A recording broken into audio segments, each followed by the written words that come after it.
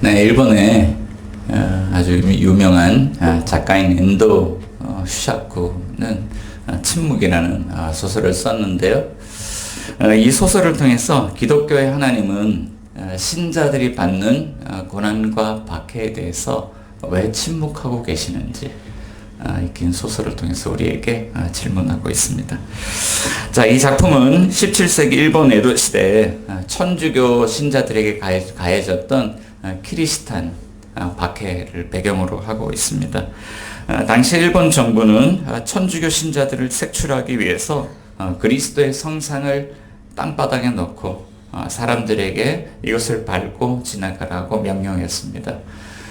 그럴 때 마음의 양심에 마음에 이렇게 가책을 받았던 그런 신자들은 이 성상을 밟지 못했고, 그렇게 끌려갔던 신자들이 끓는 가마솥에 던져지기도 하고 십자가에 매달려 고통을 당하기도 했습니다. 자, 그들에게 예수님을 주로 고백한다는 것은요, 실제로 자신의 목숨을 걸어야 되는 위험한 일이었습니다. 만일 오늘 우리의 신앙 고백이 누군가가 전해준 복음을 듣고 예수님을 믿어서 예수님을 주로 고백하는 일이라면 우리는 이 일을 정말 놀라운 일이라고 말하지 않을 수가 없습니다. 우리는 2000년 전에 태어난 예수님의 얼굴을 보지 못했고 그의 음성을 듣지 못했고 그를 만나본 적이 없기 때문입니다. 자, 그럼에도 오늘 우리는 새해를 시작하면서 이렇게 사도신경으로 신앙 고백을 드렸습니다. 나는 전능하신 아버지 하나님, 천재 창조주를 믿습니다. 나는 그의 아들 우리 주 예수 그리스도를 믿습니다. 나는 성령님을 믿습니다. 여러분, 이런 신앙 고백이 어떻게 가능한 걸까요? 자, 바울은 오늘 본문의 말씀을 통해서 우리에게 이렇게 말씀하고 있습니다. 자, 3절 우리 함께 읽겠습니다. 시작. 그러므로 내가 너희에게 알리노니 하나님의 영으로 말하는 자는 누구든지 예수를 저주할 자라 하지 아니하고 또 성령으로 아니하고는 누구든지 예수를 주시라 할 수 없느니라. 우리가 예수님을 주로 고백하는 것, 성령님이 아니고서는 누구든지 예수님을 주님이라 고백할 수가 없고, 우리가 예수님을 주님으로 고백할 수 있는 것은 우리가 성령님의 도우심을 힘입었기 때문이다 라고 성경은 말씀하고 있습니다. 자, 그러면 우리가 성령님의 도우심을 힘입어 살아간다. 여러분, 이 사실을 우리가 어떻게 알 수 있을까요? 자, 첫 번째로는요, 우리 함께 읽어보겠습니다. 시작. 신자들에게 있는 다양성과 하나됨을 통하여 알 수 있습니다. 자, 성령님의 도우심을 힘입어 예수님을 주님으로 고백하며 살아가는 신자들의 모임인 이 교회에는요, 반드시 이런 특성이 있어야 합니다. 이런 교회는 다양성과 하나됨이 있다. 오늘 성경을 통해서 하나님 말씀하고 있습니다. 자, 오늘 본문 4절에서 6절 말씀 사이에 보면 이렇게 말씀합니다. 이것도 한번 읽어볼게요. 은사는 여러 가지나 성령은 같고 직분은 여러 가지나 주는 같으며 또 사역은 여러 가지나 모든 것을 모든 사람 가운데서 이루시는 하나님은 같으니. 자, 문장의 형식이 무엇은 여러 가지나 무엇은 같다. 자, 이 다양성에 대해서 이야기를 하죠. 은사와 직분과 사역은 여러 가지나, 자, 성령님, 우리가 예수님을 주로 고백하니까 예수님, 또 이것을 주시는 하나님은 같다. 그래서 여러 가지 은사와 여러 가지 직분과 여러 가지 사역이 성부, 성자, 성령, 성삼위로 존재하시는 한 분 하나님으로부터 나온다. 성경은 우리에게 이렇게 말씀하고 있죠. 자, 오늘 본문을 보면 먼저 은사가 여러 가지라고 말씀하고 있습니다. 자, 여러분, 은사가 무엇일까요? 은사는 말 그대로 은혜의 선물입니다. 원어로는 카리스마타. 자, 영어 성경에서는 기프트라고 이제 번역하고 있는데, 은혜의 선물. 성령님께서 전적인 호의로 자격 없는 자에게 값없이 주시는 은혜의 선물, 그것을 은사라고 말하죠. 자, 이것은 우리가 무언가를 잘 했기 때문에 주어진 상급이라고 이야기하지 않습니다. 우리에게 아무런 한 것이 없어도, 우리에게 받을 만한 자격이 없어도 이것은 성령님께서 우리에게 주시는 그런 값없는 은혜의 선물이다 라고 말씀하고 있어요. 자, 근데 8절에서 10절까지 말씀 가운데 보면 이 은사를 9가지로 정리해서 우리에게 이렇게 이야기합니다. 어떤 사람에게는 성령으로 말미암아 지혜의 말씀을, 또 지식의 말씀을, 믿음을, 병 고치는 은사를, 능력 행함을, 예언함을, 영들 분별함을, 각종 방언 말함을, 방언들 통역함을 주신다 이렇게 말씀하고 있죠. 자, 성령의 은사가 9가지로 정리가 되어 있습니다. 자, 이것은 우리 성령의 은사가 9가지라는 이야기는 아니죠. 성령의 은사가 여러 가지가 있는데 그 대표적인 은사들 9가지로 정리해서 우리에게 보여주는 것입니다. 자, 그런데 이 은사들의 용도가 있습니다. 무엇을 위해서 이것이 필요할까요? 자, 5절 말씀 가운데 보면 직분은 여러 가지다 라고 이야기하고 있는데 이 직분의 원어는요, 디아코니아. 이것을 영어 번역으로 보면 서비스, 섬김의 직분들이죠. 우리가 은사들이 우리에게 필요한 이유는 섬김의 직분들, 여러 그 직분들을 위해서 우리에게 은사가 필요한 것이다. 바울이 이렇게 이야기를 하고 있고요. 자, 그리고 에베소서 4장 11절에서 그 섬김의 직분들을 또 여러 가지로 이렇게 우리에게 보여줍니다. 어떤 사람은 사도로, 어떤 사람은 선지자로, 어떤 사람은 복음 전하는 자로, 어떤 사람은 목사와 교사로 세우셨다. 이런 섬김의 직분들을 위해서 은사들이 필요하다라고 이야기하고 있습니다. 자, 그런데 은사가 필요한 것이 또 있습니다. 6절 말씀 가운데 보면 사역은 여러 가지다. 자, 이 사역은 원어로요, 에네르게마타라는 이런 그 단어인데 이것은 여기서 에너지라고 하는 그 단어가 나왔습니다. 에너지라는 단어의 어원이 되는 단어인데 그래서 우리가 성령을 이렇게 에너지라고 좀 이렇게 이해를 할 때가 있잖아요. 자, 그래서 이 사역은 하나님이 행하신 이 사역은 성령의 사역을 의미해요. 하나님께서 성령의 사역, 이런 성령으로 행하시는 이런 사역들이 있는데 이 사역을 위해서 은사를 사용하시고 섬김의 직분들을 세우셔서 여러 가지 사역들을 감당하게 하신다. 로마서 12장 6절에서 8절 말씀 가운데 보면 여러 가지 사역들을 우리에게 소개합니다.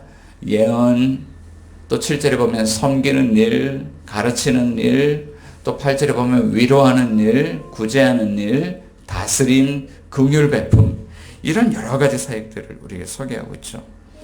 자, 그런데 이런 여러 가지 사역들을 행하시는 분이 누구일까요? 성부, 성자, 성령 하나님이 우리 각 사람에게 여러 가지 은사를 주시고 여러 섬김의 직분자들을 세우시고 여러 가지 사역들을 통해서 하나님이 일하신다는 것. 이 다양성 속에 우리는 한 하나님을 볼 수 있죠. 자, 그런데 하나님이 이렇게 여러 가지 은사를 우리에게 부어주시는 목적이 있습니다. 고린도전서 12장 7절 우리 같이 한번 읽어보겠습니다. 시작. 각 사람에게 성령을 나타내시면 유익하게 하려 하십니다. 하나님의 사역이 있죠. 각 사람에게 성령을 부어주시고 그 사람에게 있는 성령을 나타내는 사역, 하나님의 사역이에요. 각 사람에게 성령님이 있습니다. 하나님 그 성령을 드러내십니다. 근데 이 성령을 은사를 통해서, 직분을 통해서, 사역을 통해서 드러내시는데 목적이 있습니다. 유익하다라는 것을 NIV 성경을 보면 공동의 선을 위한 것 이렇게 번역하죠. 그래서 공동체를 위해서, 공동체 유익을 위해서, 공동체를 세우기 위해서 하나님이 각 사람에게 성령의 은사를 주셨다 말씀하고 있습니다. 오늘 주신 이 본문의 말씀을 좀 더 큰 범주에서 우리가 생각을 해보면 하나님은 이 세상 안에서, 이 도시 안에서 우리 교회를 통해서 하시길 원하시는 일이 있어요. 우리 각 사람에게 성령을 부어주시고 섬김의 직분을 주시고 하나님의 성령의 사역을 주셔서 뭘 하시냐면 그리스도의 몸된 교회를 세우기를 원하신다. 다시 이야기하면 하나님은 교회를 통해서 그리스도의 현존을 드러내시고 이 지역 안에, 이 도시 안에 그리스도의 섬김을 드러내기를 원하신다. 그러니까 예수님이 우리 눈에는 보이지 않지만 이 교회를 통해서 이 세상 가운데 하나님이 예수님을 드러내시는 거죠. 주님의 성김을 드러내시는 거죠. 교회가 있기 때문에 세상 사람들이 뭘 보냐면 이 교회를 통해서 예수님을 보고 예수님을 만나고 예수님의 음성을 듣고 예수님을 따라 살아갈 수 있는 것입니다. 어제 청소를 하는데요. 새로 부임하신 전도사님도 오시고 우리 장로님도 오시고 그래서 셋이서 이렇게 교회를 청소를 했습니다. 우리 실내 청소도 하고 화장실 청소도 하고. 근데 우리 전도사님이 얼마나 세심하게 청소를 하시냐면 그냥 화장실 물 뿌리고 휴지통 비우고 말았는데 밀대 가지고 다 닦으시고 청소하려면 제대로 해야죠. 그렇게 1층에 내려 두 분이 어느 순간에 안 보이는 거예요. 어디 가셨지? 하고 나가보니까 1층에 가서 집게를 붙들고 한 분은 빗자루를 들고 동네를 다 쓸고 계시더라고요.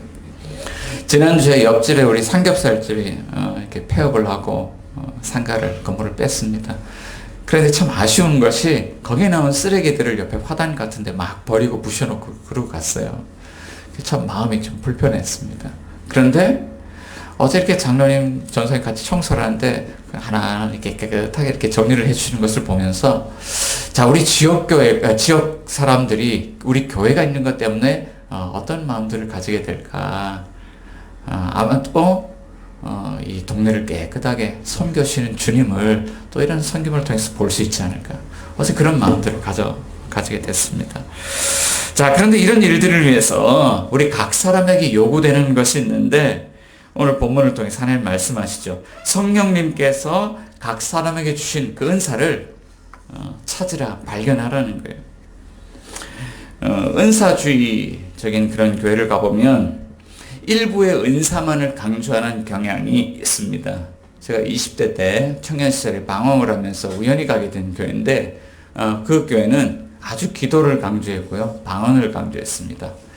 그리고 왜 이렇게 방언을 강조할까? 제가 이게 청년부 모임할 때 갔었는데요. 집회를 잠깐 하고 기도를 시키는데요. 방언을 하라는 거예요. 중학교 때 방언을 받긴 했지만 이게 한 10년도 더 된 이 방언 기도가 나옵니까? 일이 그냥 우물쭈물 기도가 잘 안 나오죠. 안 나오는데 옆에서 따라하래요. 할렐루야 100번 하래요. 할렐루야 할렐루야 이거 100번 하래요. 그 잘 못하니까 그걸 랄랄랄라를 하래요. 그걸 따라하면 혀가 꼬여가지고 방언이 나온다 그래요. 참 우스꽝스러운 이야기지만 왜 이런 것들을 시킬까? 이 방언하는 것을요 성령 세례로 봅니다.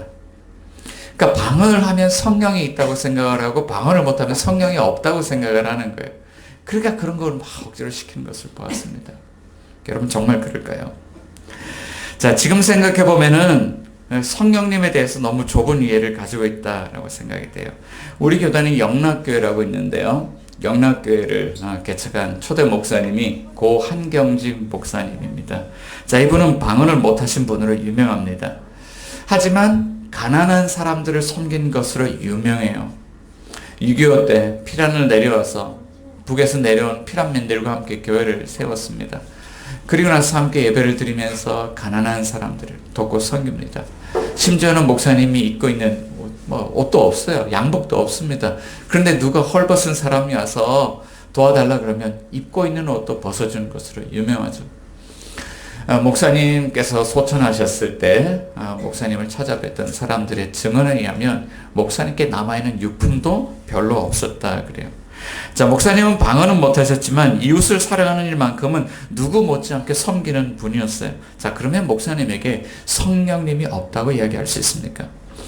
바울이 고린도전서를 통해서 하고 싶은 이야기는 오늘 본문 12장의 이야기가 아니에요. 바울이 정작 하고 싶은 이야기는 13장의 이야기입니다. 12장 끝에 결론 부분에 가보면 바울이 이렇게 권면해요. 여러분 더욱 큰 은사를 사모하십시오. 그리고 13장에 더욱 큰 은사에 대한 이야기를 하고 있는데 그 은사가 바로 사랑의 은사라는 것이죠. 그래서 방언을 못해도 교회 공동체를 세워가는데 사랑의 은사가 더 유익하고 더 크다라고 이야기를 하고 있는 거예요. 그래서 우리는요 어떤 방언의 은사만 은사인가? 라고 생각하면 그렇지 않아요. 은사는 여러 가지가 있습니다. 말씀의 은사가 있고 기도의 은사가 있고 상담의 은사가 있고 치유의 은사가 있고 섬김의 은사가 있고 다스림의 은사가 있습니다. 여러 가지 은사가 있습니다. 그리고 이 모든 은사들은 똑같은 목적을 가지고 있습니다. 공동체를 세우기 위한 것입니다. 그리고 공동체를 위해서 우리에게 필요한 것이 있다면 하나님이 성령을 통해서 각 사람에게 주신 나에게 주신 은사가 무엇인가 우리는 그것을 찾고 분별할 필요가 있다는 것이죠. 하나복 네트워크의 김형국 목사님은 우리에게 좋은 방법을 제안합니다. 우리가 은사를 찾아갈 때 은사를 발견하는 그런 툴들이 있습니다. 질문지가 있습니다. 뭐 그런 방법도 좋은 방법이겠지만 은사를 찾기 위해 하나님 앞에 기도하고 구하세요. 그리고 또 한 가지 방법은 우리 함께 살아가는 공동체 지체들로부터 자신의 은사가 무엇인지를 듣는 것입니다. 그래서 자신이 자신을 판단하는 것보다 옆에 있는 분들이 이분의 은사가 무엇인지 잘 알고 있다는 거예요. 자, 그럼에도 불구하고 하나님이 각 사람에게 성령의 은사를 부어주셨음에도 불구하고 어떤 교회는 공동체로 세워지지 못하는, 그리스도의 몸으로 세워지지 못하는 교회들이 있다는 것을 우리 성경은 말씀하고 있죠. 바울이 다양성과 하나님 하나됨에 대해서 이 특성을 우리에게 이야기하고 설명하는 것은 바로 고린도 교회가 그렇게 세워지지 못하는 그런 교회였기 때문입니다. 자, 두 번째로 함께 읽어보겠습니다. 은사가 개인의 유익을 위해 사용되면 교회는 어려움을 겪습니다. 자, 교회에 이런 어려움을 가져올 수 있는 은사들이 있습니다. 예언의 은사가 그렇습니다. 보통 이제 말씀을 강의하면서 설교하는 목사님들이 예언의 은사에 대해서 이야기할 때 하나님의 말씀을 전달하는 거기 때문에 이것은 말씀의 은사입니다 라고 이야기합니다. 자, 그런데 이 은사자들을 가만히 보면 성경 본문을 주제를 하고 연구를 해서 강단에서 설교하는 설교자들이 아니에요.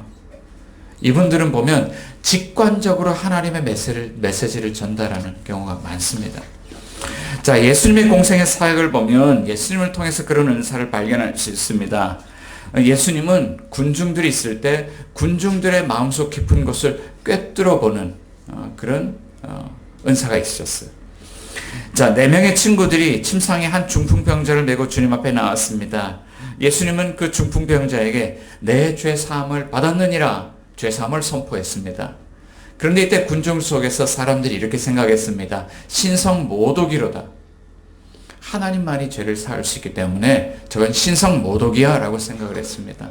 이때 주님은 그들의 마음속 깊은 것을 꿰뚫어 보셨습니다. 그리고 질문하십니다.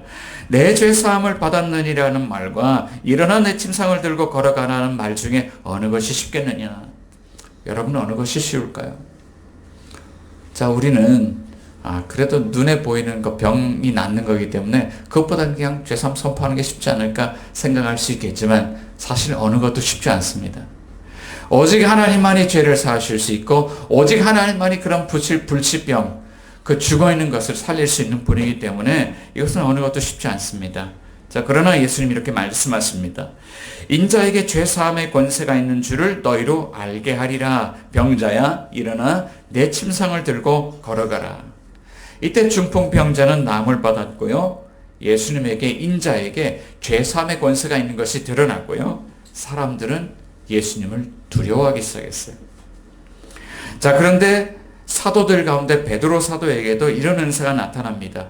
사도행전 5장을 보면 아나니아와 삽비라의 이야기가 있죠. 아나니아와 삽비라는 그 유무상통의 그 공동체 안에 들어가서 자기도 헌금을 드립니다. 그런데 재산을 얼마를 감춰놓고 헌금을 드리고 나도 유무상통했다 라고 이야기를 하죠. 이때 베드로가 아나니아를 보고 이야기합니다. 아나니아야, 어찌하여 사탄이 내 마음속에 가득하여 네가 성령을 속이고 땅값 얼마를 감추었느냐. 그리고 그날 그들은 하나님의 심판을 받아서요. 아나니아가 먼저 죽고 삽비라가 나중에 죽고 부부가 함께 현장에서 죽음을 맞이했습니다. 자, 사람들은 이 사건을 바라보면서 그 사람의 마음속을 꿰뚫어 보는 그 베드로, 그리고 하나님의 메시지를 전달하는 그 베드로를 보면서 두려워하기 시작했습니다. 저도 이런 은사자를 만나본 일이 있습니다. 한참 방황을 할 때, 그럴 때 제 삶이 완전히 무너져서 기도원을 가게 됐는데, 그 기도원에서 어떤 집사님을 한번 만났는데, 그 집사님이 저를 제 마음속을 꿰뚫어 보시면서 저를 위해서 기도하시면서 저에게 하나님 메시지를 전달하셨어요. 회개하고 바로 돌아오라고. 그런데 그때 제가 아무런 저항을 할 수가 없었습니다. 마음속에 그 집사님이 되게 두려웠어요. 그런데 지금 생각해보면 그 은사가 필요했던 것은 그때뿐이었던 것 같아요. 이후에 저에게 필요한 것은요, 성경을 배우는 일이었고 기도를 훈련받는 일이었고 하나님과의 관계 속에서 주님께 순종하며 순종의 삶을 살아가는 것이 더 필요했어요. 한번 생각해 봅시다. 만일 예언의 은사가 공동체의 유익이 아니라 개인의 유익을 드러내는 것이었다면 어떤 일이 일어났을까요? 어쩌면 강단에서 선포되는 말씀의 권위보다 그 은사자의 예언의 은사가 더 권위 있게 생각되었을지도 모릅니다. 그러면 교회 성도들은 영적 지도자의 권면의 말씀을 듣기보다는 그 은사자 앞에 줄을 서서 하나님 뭐라고 말씀하는지 그 은사자에게 줄을 설지도 모릅니다. 교회의 질서가 흐트러지게 되는 것이죠. 예전에 현신의 권사님이라는 분이 계셨습니다. 그분이 꿈속에서 주님을 만났다고 해요. 그분은 어떤 분이었냐면 신유의 은사가 있는 분이었고 당시에 많은 불치병 환자들이 그 권사님에게 기도를 받고 병을 고쳤습니다.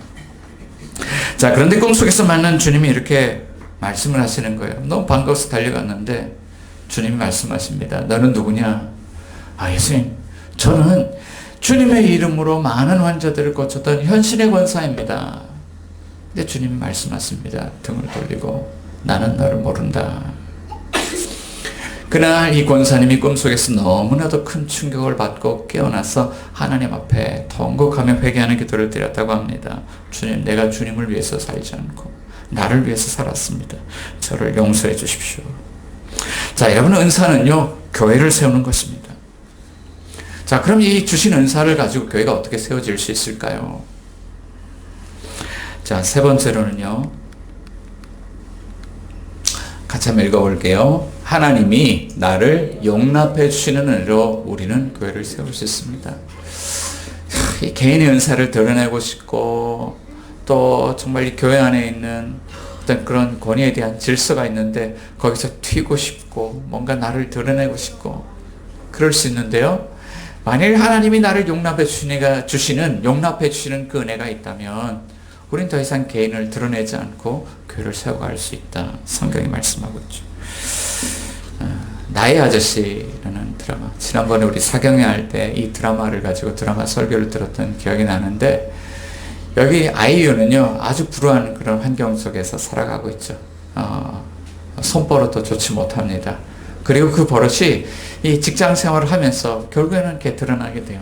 그래서 모든 직장 사람들이 자신을 쏘아보는 것 같고 나쁘게 바라보는 것 같고 그래서 계속 방황하는 그런 인생을 아이유가 살아갑니다. 그런데 이 아이유가 깨어진 삶 속에서 더 이상 방황하지 않고 이제 자신의 삶으로 돌아와서 이제 자신의 삶을 살아가는 그런 지점이 있어요. 어떤 지점이냐면 나의 아저씨 이성균이 자신을 믿어주고 받아줍니다. 그리고 그가 다녔던 회사의 할아버지 회장님 신구라는 배우가 이 아이유를 받아주죠. 그리고 나의 아저씨가 살아가고 있는 그 동네 그 친구들, 동네 사람들이 아이유를 따뜻하게 받아줍니다. 정말 나에게 의미 있는 한 사람이 나를 믿어주고 나를 인정해주고 나를 용납해주기만 해도 이 아이유가 자신의 삶을 살아가게 되는 것을 볼 수 있어요. 자, 그런데 만일 이 세상에서 가장 높으신 하나님이 나를 사랑해주시고 인정해주시고 용납해주신다면 우리는 어떤 인생을 살아갈 수 있을까? 자, 오늘 본문은 성령 안에서 다양함과 하나됨으로 그런 세워지는 교회의 모습을 이렇게 요약을 하고 있죠. 12절 같이 한번 읽어봅니다. 몸은 하나인데 많은 지체가 있고 몸의 지체가 많으나 한 몸인 것 같이 그리스도도 그러하니라. 몸의 비유로 이야기를 하는데 한 몸 많은 지체라고 이야기를 해요. 한 몸 안에 많은 지체가 있습니다. 자, 그런데 우리는 이 몸된 교회 안에 이 지체들 가운데 정말 의미 없는 정말 내 역할은 뭐지? 나는 뭘 할 수 있지? 내 역할도 찾을 수 없는 그런 보이지 않는 존재로 우린 존재할 수 있죠. 제 귀 옆에 보면은 점이 하나가 있는데 이 점이 왜 있는지를 모르겠어요. 그런데 제 몸에 붙어 있습니다. 이거를 떼려고 하면 아픕니다. 자, 교회 안에도 이렇게 점과 같이 이 의미를 모르겠어요. 이런 존재로는 존재할 수가 있죠. 자, 나는 존재의 이유가 뭡니까? 우리 몸부림칠 수 있습니다. 자, 그런데 성경은요 이렇게 이야기를 하고 있어요. 하나님은 12장 33절 말씀 속에서 이렇게 말씀합니다. 또 한번 읽어봅니다. 우리가 유대인이나 헬라인이나 종이나 자유인이나 다 한 성령으로 세례를 받아 한 몸이 되었고 또 다 한 성령을 마시게 하셨느니라. 유대인이 아니라 이방 죄인처럼 존재할 수 있죠. 자유인이 아니라 누구 집의 종으로서 그렇게 억압받는 정말 아무것도 아닌 그런 존재로서도 살아갈 수 있습니다. 그런데 한 교회 안에 이런 여러 인종 또 여러 그런 계층이 존재하지만 하나님 이렇게 말씀하세요. 다 한 성령으로 세례를 받았다. 세례를 받는다는 것은 물속에 잠긴다는 것을 의미하죠. 성령님이 우리를요 완전히 성령 안에서 받아주셨다는 것을 말씀하고 있어요. 하나님 성령 안에서 우리 모두를 받아주셨습니다. 그런데 또 이렇게 이야기를 해요. 다 한 성령을 마시게 하셨느니라. 잠겼을 뿐만 아니라 우리 성령을 마십니다. 성령님이 내 안에 거하십니다. 성령님이 하시는 일이 우리 안에 거하셔서 우리를 정말 나를 나답게 하나님의 자녀답게 본래 하나님이 만드셨던 우리 그런 창조의 형상을 주님 회복시켜 주셔서 나답게 살아갈 수 있도록 해준다. 그러니까 우리가 성령 안에서 이제 나는 죽고 이제 우리 인생은 성령님밖에 없습니다. 예수님밖에 없습니다. 그런데 성령님이 나를 다시 빚으시고 다시 드러내셔서 정말 당당히 나로 살아갈 수 있도록 성령님 나를 회복시켜 주신다. 자, 그래서 바울이 에베소서 2장 10절 말씀을 통해서 우리 공동체를 이렇게 말씀하고 있는 거예요. 같이 한번 읽어보겠습니다. 우리는 하나님의 작품입니다. 선한 일을 하게 하시려고 하나님께서 그리스도 예수 안에서 우리를 만드셨습니다. 우리가 그리스도 안에 또 그리스도가 내 안에 완전한 그 용납을 통해서 하나님 우리를 하나님의 작품으로 하나님의 그런 사역들을 행할 수 있는 작품으로 주님 우리를 다시 만드셨다. 성경 그렇게 말씀하고 있죠. 잘난 사람도 하나님 받아주시고 못난 사람도 하나님 받아주셨어요. 은사가 커 보이는 사람도 하나님 받아주시고 은사가 거의 보이지 않는 사람도 하나님 받아주셨습니다. 하나님 우리를 동일하게 사랑하십니다. 하나님 성령 안에서 우리를 동일하게 용납해 주십니다. 그러니까 주님이 우리를 십자가에서 섬겨주시고 성령 안에서 하나님이 용납해 주셨기 때문에 우리는 정말 그리스도의 몸을 드러내는 그리스도의 현존을 드러내는 그리스도의 몸으로 이 세상 가운데 새로운 인생을 살아갈 수 있다고 말씀하고 있는 것입니다. 사랑하는 여러분, 여러분은 예수님을 누구라고 고백하십니까? 예수님이 정말로 나의 삶의 주님이십니까? 그렇다면 그리스도 안에서 하나님의 사랑을 받은 자로 공동체를 섬기는 그런 사람이 되시기 바랍니다. 여러분 안에 있는 각 사람 안에 있는 성령님을 나타내는 사람이 되시기 바랍니다. 우리가 그렇게 살아갈 때 주님은 우리 공동체를 통해서 그리스도의 현존을 드러내시고 이 땅 가운데 많은 사람들이 예수를 만나는 놀라운 그런 역사들을 이루어 가실 것입니다. 이런 은혜가 있기를 우리 주 예수 그리스도 이름으로 축원드립니다.